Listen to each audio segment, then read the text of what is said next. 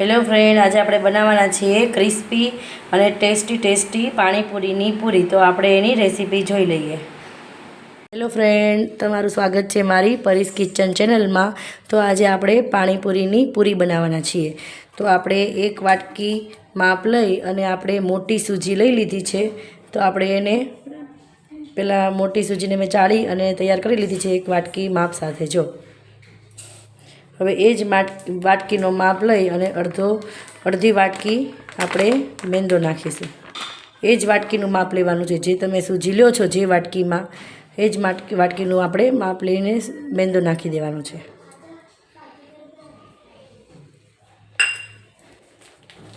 હવે આપણે એમાં સોડા નાખી દઈશું 2 ચપટી જેટલો. તમે ખારો પણ નાખી શકો છો, પાપડનો ખારો આવે ને.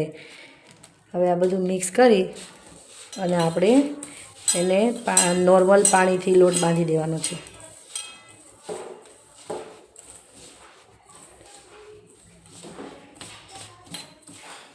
થોડું પાણી ઉમેરી અને આપણે નોર્મલ પાણીથી લોટ બાંધી દેવાનો છે. અને આપણી પૂરી એકદમ ક્રિસ્પી થાય એટલા માટે આપણો લોટ આપણે એકદમ કડક બાંધવાનો છે, ઢીલો નથી કરી દેવાનો.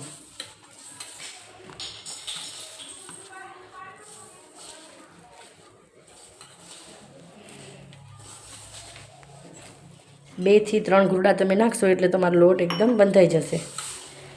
લોટ એકદમ આપણે કડક રાખવાનો છે તો આપણે ક્રિસ્પી એકદમ પૂરી થશે. તો આવી રીતે તમે પાણીપુરીની પૂરી ઘરે બનાવશો એકદમ પરફેક્ટ માપ સાથે થશે.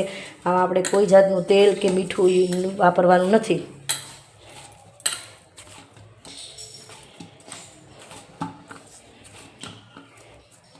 આપણો લોટ તૈયાર થઈ ગયો છે. હવે આ લોટને આપણે ભીના કપડાથી લપેટી અને આપણે મૂકી દેવાનો છે 10 થી 15 મિનિટ માટે. મેં આવી રીતે ભીનું કપડું લઈ લીધું છે. હવે આને આપણે ઢાંકી દઈશું, કેમ કે આપણો લોટ ડ્રાય ન થવો જોઈએ. ડ્રાય થઈ જશે તો આપણી પૂરી એકદમ ક્રિસ્પી નહીં બને. અને 10 થી 15 મિનિટ માટે આપણે રહેવા દઈશું. પછી આપણે આની પૂરી બનાવવાની છે. આપણે આ પૂરીના લોટને 10 થી 15 મિનિટ થઈ ગઈ છે. તો આપણે હવે એને કૂણવી લેવાનો છે. આપણે તેલ નાખવાનું નથી, આપણે એમનામ એને કૂણવી લઈશું તો આપણે થોડો સોફ્ટ કન્સિસ્ટન્સી આવી જશે.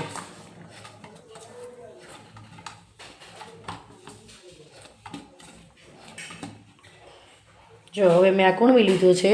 હવે આમાંથી નાના એકદમ લુવા તૈયાર કરીશું. લુવા તૈયાર કરી લેવાના છે આપણે એકસાથે. પછી આપણે એને ભીના કપડામાં એને રાખવાના છે. પાણીપુરીના ગોળા કરી નાખ્યા છે. હવે આપણે આને ભીના કપડાથી ઢાંકી દેવાના છે. આપણે 2-3 જેટલી પૂરી વણવી હોય એટલા આમાંથી લેતું જવાનું છે. આની ઉપર પણ આપણે ભીનું કપડું રાખવાનું છે. ચલો આપણે વણી લઈએ પૂરી. એને પણ આપણે ભીના કપડામાં જ નાખવાની છે પૂરી વણીને. પછી આપણે એની ઉપર બીજું ભીનું કપડું આપણે નાખી દઈશું આવી રીતે.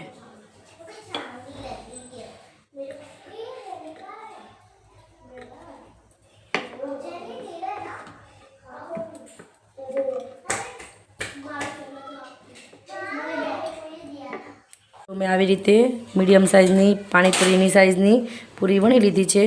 એને ભીના કપડામાં આપણે નાખી દેવાની છે. હવે આપણે એની ઉપર પાછું બીજું ભીનું કપડું આપણે નાખી દેવાનું છે. પછી આપણે એને તળશું. એકદમ મીડિયમ ગેસમાં એને તળવાનું છે. આમાંથી એક લેતું જવાનું છે અને તળતું જવાનું છે. મેં પહેલેથી તેલ ગરમ કરવા મૂકી દીધું છે. હવે આપણે એને તળી લઈએ.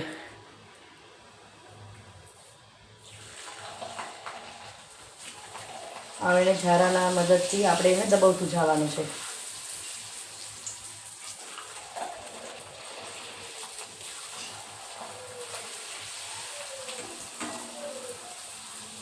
આપણે એને એક સાઈડથી આમ દબાવવાની છે, પછી એને ઉલટી કરવાની છે.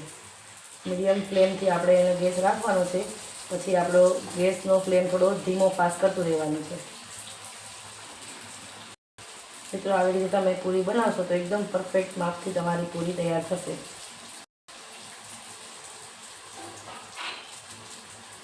ભીના કપડામાં જ એને રાખવાની છે, નહીં તો સુકાઈ જશે તો આપણી પૂરી થશે નહીં.